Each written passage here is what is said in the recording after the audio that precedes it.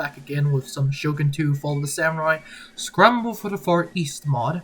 And once again we are back with Prussia. And in the last turn, the Koga forces are storming out to attack us. So I'm gonna meet them on the battlefield. You can see here my cavalry is on the far right flank of my army.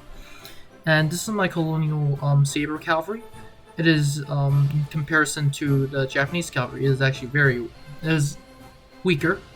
It is not the weakest cavalry that I can bring. It is the weakest, actually no, it is the weakest cavalry I can bring for my army. On the right flank, another feature that the FOTS team added in was putting stakes. And as you can see here, my Brunswick infantry followed by my Prussian line infantry are just pulling stakes in. This battle is going to be a raining day, which means my gunpowder units are not going to be the best well done. You can see here, enemy mortars are just raining in hell on my units. Really annoying, to be honest with you guys, but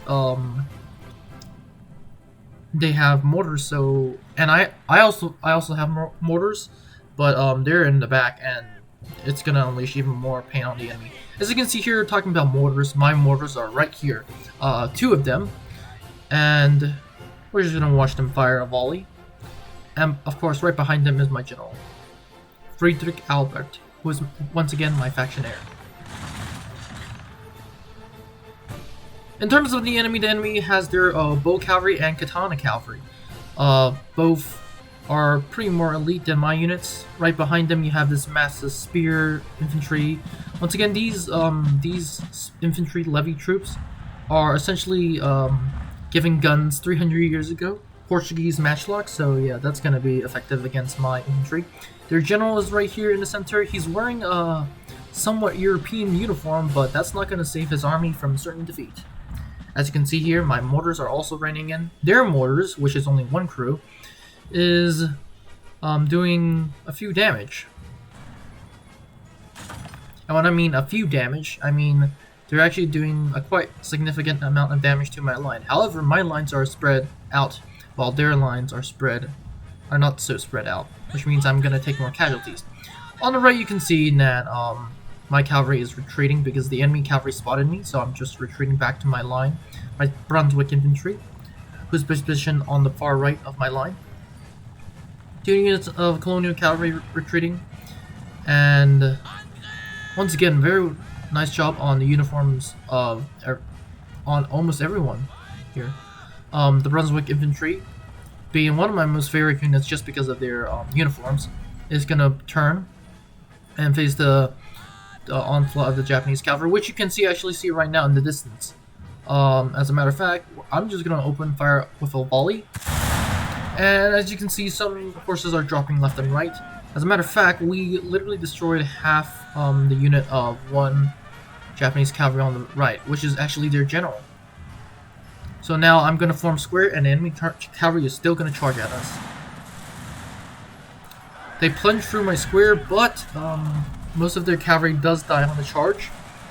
My men just get right back up, and we keep fighting them.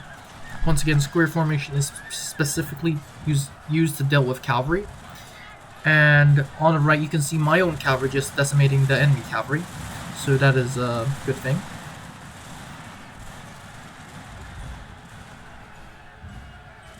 Once again, they come in back for a charge, but yeah, they are gonna suffer the consequences for that. Once again, on going left, my lines are eventually opening fire as of right now because the enemy is coming through this massive ridge, which I've purposely gave to them.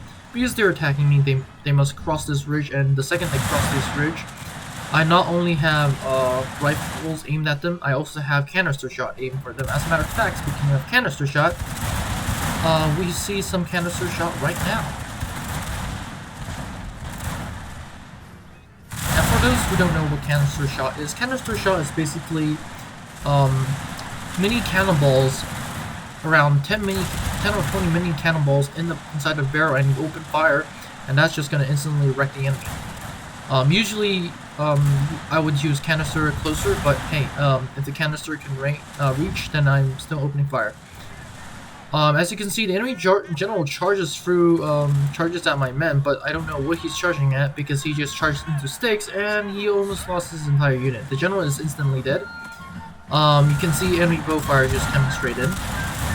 It is taking a toll on my men, but it is not taking as much of a toll as my guns. They're taking a massive toll on the enemy.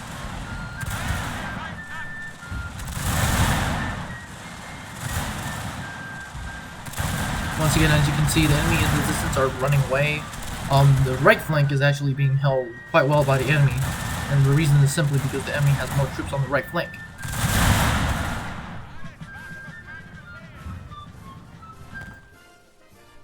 Finally, I ordered my cavalry to charge through, and as you can see in the distance, the enemy units are just running. What enemy units left are just gonna get gunned down by my my own infantry. And finally, we are actually going for the enemy mortar, and that's the reason because the enemy mortar will not break. And we kind of just won the battle. They only have 74 people left out of their massive army, and the Juzai decides to join in on the war. Obviously, they're not my allies, and their reasons for joining in is purely because they want to get land. Obviously, I'm not going to give them that land because I'm going to take the city next term. But anyway, my Keisha has leveled up, so I'm trying to level her up. I gave her a volcanic pistol, which helps her from being assassinated, which is really important. Nagita is very happy. Rolf, which is my son and heir, is stationed in Fukushima. And I'm just continuing to move forces to Shimosa.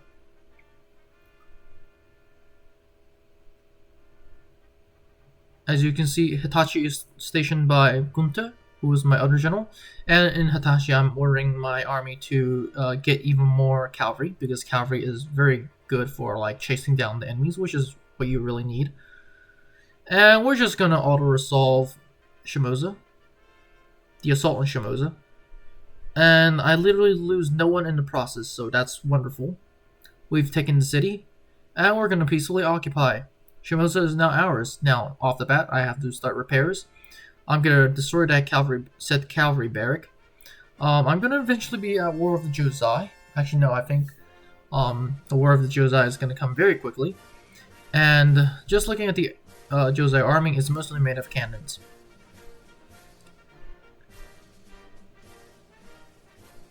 As you can see here, I'm just moving my agents around left and right. I'm actually trying to scout out what the United States has, because the United States is a more dangerous threat than any of the Japanese factions I can encounter. The Juzai decides to retreat to Kazusa, and we finally found an American army, which is mostly foot infantry, state foot infantry. My bad. And I don't know how they are going to perform in combat. They have some colonial foot infantry and more foot infantry. So that's very interesting. My army, on the other hand, I'm actually gonna build either a police station or a cannon range. However, I just went for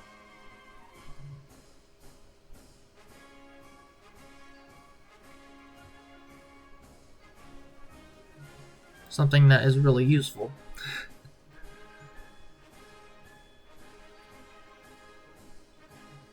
I'm gonna move my army out of Shimosa, but because the people are unhappy in Shimosa, I'm just gonna build, I think, a public space. I'm gonna exempt them from taxes as of right now. I'm gonna train troops, and I decide to eventually build a barracks, save up my money and build a barracks in Shimosa. My advisor finally met up with my army, which is kind of he's been traveling so long. I'm gonna declare war. I'm gonna declare war on the Juzai right now. The Northern Lights is gonna join in, but they're so far away now it doesn't really matter. My navy cannot bombard the enemies, so that really doesn't matter. Kofu, we've met up with the Kofu, which I do not know where they are. As a matter of fact, the Kofu is right to the left of the United States. To be exact, as west of the United States. I'm gonna move my army under Gunta to Shimosa, which I've just recently captured. And that's because the people in Hatachi actually like me a lot. As you can see, once again, I am also moving my geisha to entertain the nobles in Shimakozu. And that is really important for the maintenance of my empire. If people are unhappy and revolts start everywhere, that's going to be a big problem. However, I decide to end the next turn. During the end turn sequence, the Josa is going to give me money for a peace treaty, and obviously I say no. I want your land. I do not want a peace. Our agent, very German agent, Boris, I'm asking him to go around and spot the enemies. We found a few new factions, as a matter of fact. We found how many people the United States are at war with, and holy god, that's a lot of people. Yeah, that's literally a lot of people. Factions. They're very friendly to me, the United States, but eventually, like all European factions, they're gonna be, like, sorry, not all European, like most European factions, the United States is gonna betray you in the back. So, yeah. I'm gonna continue to siege on on the Josai fortress. As of right now, I call it a fortress, but it's really not a fortress. I'm moving troops to Shimosa, and for most provinces, I can actually exempt them from taxes because they're so happy, which is good. I'm earning 971 koku per turn, and koku is the Japanese currency at this time, I believe. The Josai fleet shows up, but once again, I do not want to fight it because that's just going to take time. I'm eventually going to win, but it's just going to take time. We have a new mission that is to enchant people, but we're not going to do that because it's kind of not interesting. We're going to assault the city right now. The battle begins with a massive mortar barrage, and mortars once again are very useful for destroying enemy forts and fortresses. Especially to be exact in this case, siege towers. Right in front of them, I have my colonial infantry and cavalry, and right in front of them, I have my entire infantry block consisting of now Hessian infantry, as you can see right here, some marines, and an artillery piece, which is literally going to be firing at the enemy gates. As you can see in the distance, like 3 entire blocks of colonial infantry is opening fire at the enemy walls. For some reason, my men are firing into the water in the distance, and the reason they're firing into water because the enemy general is in the water, which really made me confused because why would you do that? Once again, our line infantry, I think we just decimated the enemy general. Yeah, he's probably dead in the distance. Our men are firing by rank, and a wonderful sunset, as a matter of fact. I don't really like, my favorite time of day is during noon, and or during the night. As you can see, my men are firing at will, firing by rank. That means the first rank is going to go down, second rank is going to fire, second rank goes down, third rank's fire, and then, yeah. I think we're going to have a good example right here.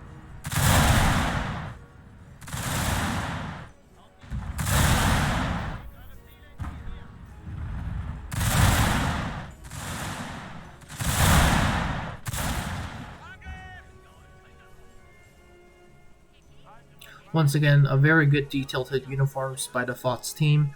I really encourage their work. I'm very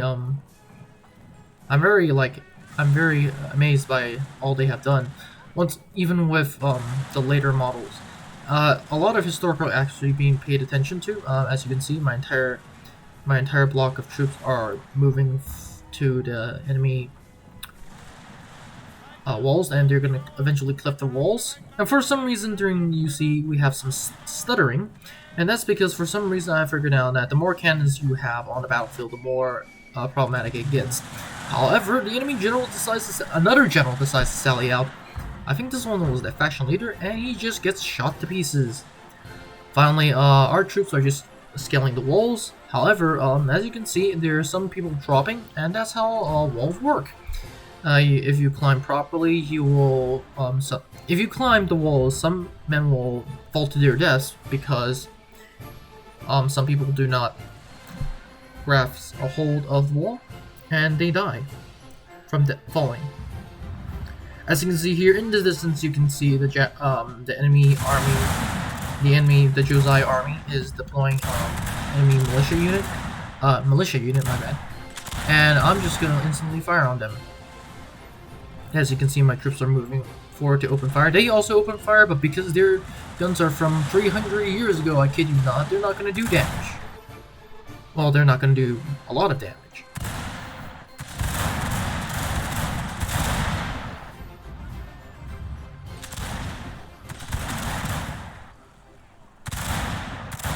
Continuing on, the enemy militia decides to go in for the charge. For some reason, there you can see my units moving up a lot.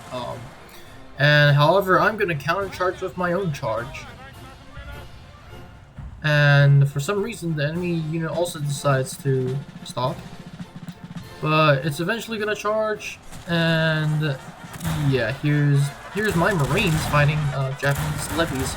Armed with literally, as you can guys see on their backs, guns from 300 years ago. Portuguese guns to be exact.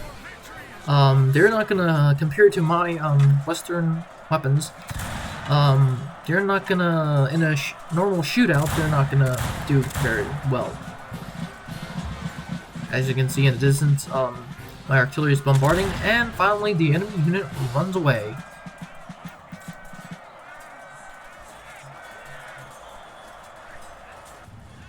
I decided to go to the wall of the enemy fortress. I'm just gonna put my entire army there, and well, every time a unit comes up, I'm just gonna put it here, and that is because no enemy unit is facing towards me, so that is wonderful. As you can see right here, you can see all the different units that I have and their standards and colors. A very beautiful mod, to be once again a very beautiful mod. Once again, different units have different standards. And as you can see in this situation, my colonial infantry, which have been firing all this time, and probably out of ammunition, is storming through, is going for the gates. As you can see in the back, why do I have a unit that is firing at my own troops? No, that is not my unit, it is the enemy unit. The enemy unit, in the replay that I saw, it routed. It was the same militia unit that was firing all that back then, and it came out of the walls. It routed off the walls, and then it came back, preparing to fight. So I didn't see that when I was playing the game, and then yeah. However, the good thing for me is that my troops just quickly ran through. And to give you guys a perspective of how many men they killed, it is literally one. They only killed one of my colonial militia. And most of the kills of my colonial militia dying were due to falling from the wall. As you can see here, my cavalry just straight outright charges in, and we literally killed them to the very last man, just to ensure that they don't do anything crazy ever again. And you can see here my units are cheering.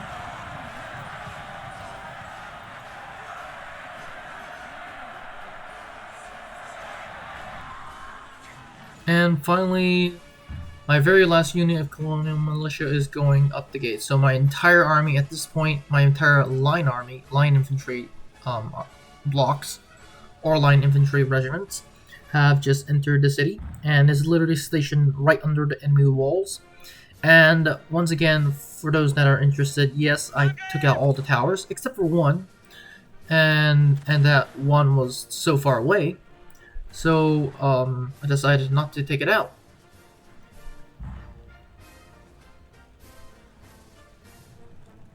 And once again, it is going to be laggy because the enemy is bringing a lot of Frankish cannons. Frankish cannons compared to my cannons are a joke.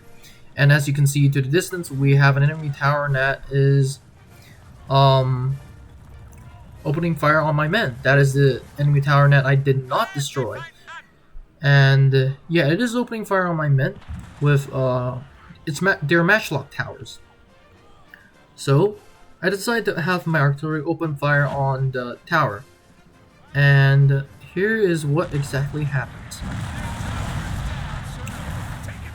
Yep, enemy tower just destroyed.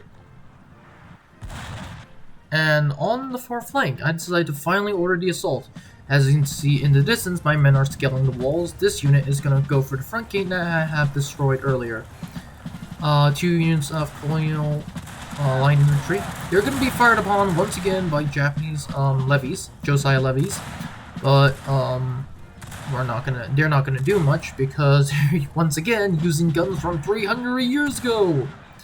My Marines are just storming through, and once again you can finally see some of the cannons that the enemy have. These are in fact wooden cannons, which, oh my god, how do I put it in a nice way? Oh yeah, they're even worse than Frankish ones.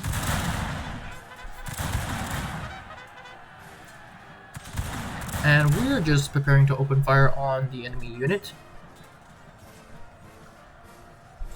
For some reason I can tell them to open fire and they won't open fire. However, the unit on the left open fires, which is really interesting.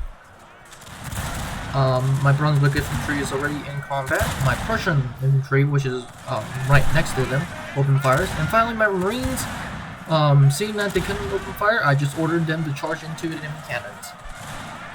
As you can see, the enemy militia is repositioning to fight mine, to counter this massive push by my troops. And it is a glorious day for me. As you can see on the other side of the wall, my men are just coming straight through the walls. Originally I want them to open fire with a volley, but for some reason, like with the militia, they do not open fire. And surprisingly, you can see here there are some matchlock towers that are killing my men and their own men. I finally decided to go into melee, like with all units. This is, at this point, is just a matter of who has more men.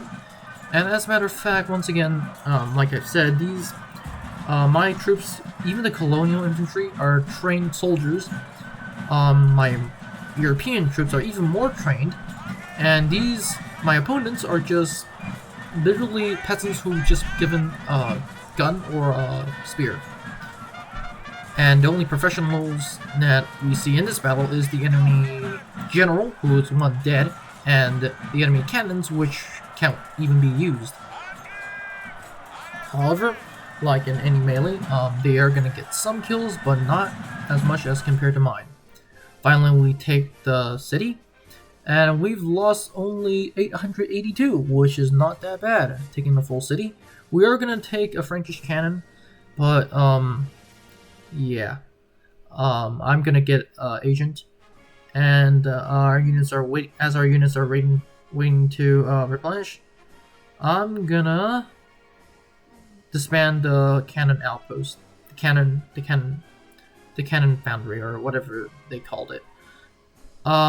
The Frankish cannons cost a few to upkeep, 70 to upkeep, so I'm just gonna disband that. Not only because they worse their mortars, they literally cannot do anything. I'm gonna put Shimosa on having taxes, and we're just gonna move my army to Kazusa.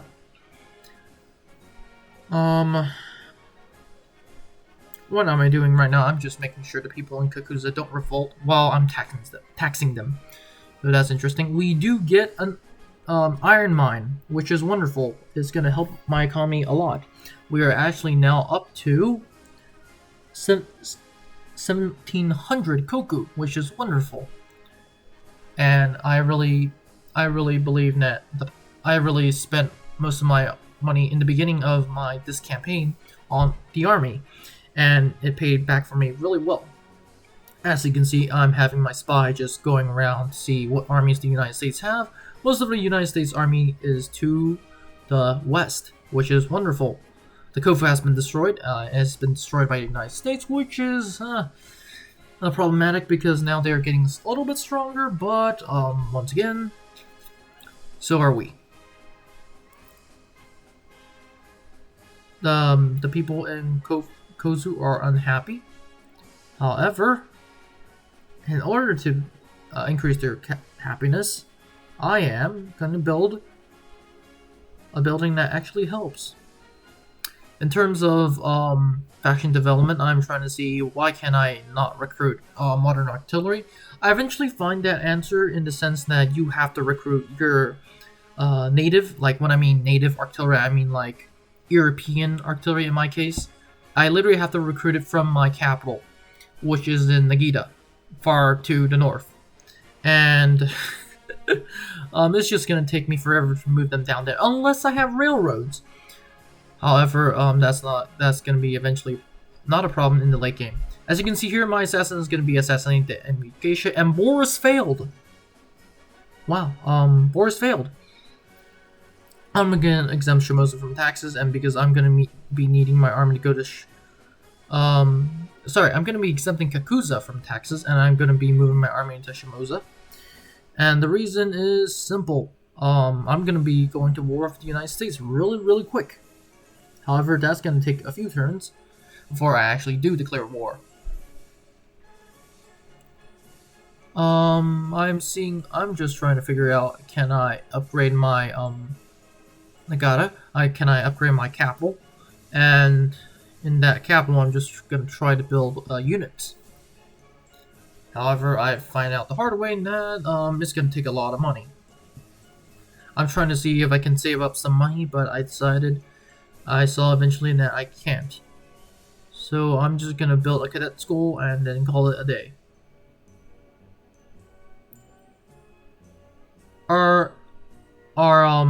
We off the one finished researching with public happiness. Now we're just going to do our army supervising. To be exact, I believe it's upgrading my army. I'm gonna have him train my agent train my army, and I'm just gonna have him put in Shimosa. That's because we're trying to heavily replenish. As you can see, some units are replenishing like 13, 15 turns, while others are just replenishing like 4 or 5 turns. In the winter, this is a winter season. People are going to be unhappy, and we're going to have a negative 50% campaign movement. We are gaining 1,600 koku per turn, and I am trying to recruit a few new units. 1 Hessian infantry. Actually, no, not 1 Hessian infantry. I think one regular infantry, Prussian infantry, I believe. And eventually, I'm going to declare war on the United States of America. But as of right now, I'm just spending my time replenishing. This is winter season. You do not attack during the winter for most European armies. Our agent is detected, and the United States has tried to assassinate a member of my clan. Whew. I'm just trying to see who that is. I think it was Boris. I'm going to return the favor, and I'm going to scout out that Matthew, who's the faction leader of the United States, is assaulting the enemy. I wounded the enemy in return for trying to assassinate me, and that is wonderful. I decided to keep waiting a few turns because the United States is fighting a lot of enemies, and eventually the United States are going to win. However, they're going to win, but I am also going to, they're going to be heavily weakened. So I'm just going to storm back in and just going to take all their lands. And as you can see, I'm really waiting patiently for my units to eventually replenish. And once again, Boris is detected.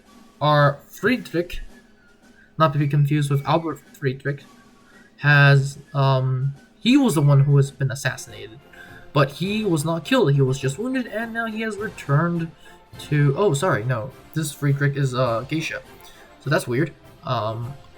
So she must have been assassinated during when we were, yeah. There was an American geisha that came all the way to Hitachi and assassinated her, so that's interesting. This is why I say that agents need to be nerfed. This is literally insanity. Agents can kill generals very quickly, and the enemies are just gonna spam agents. The only real threat is not the enemy, as I like to say, the real threat is not the enemy army. The real threat is literally the enemy agents. And as a matter of fact, we are gonna declare war on the United States of America right now. But the war is gonna start, and that is a story for next time. So have a great day, and I'll see you in the next one. Now before you leave, I would like to thank you very much for watching this video. I will be honored if you could like and subscribe to the channel. Remember, more videos are coming out, so it is a good idea to click on that notification button. Anyways, have a great day, and I'll see you in the next one.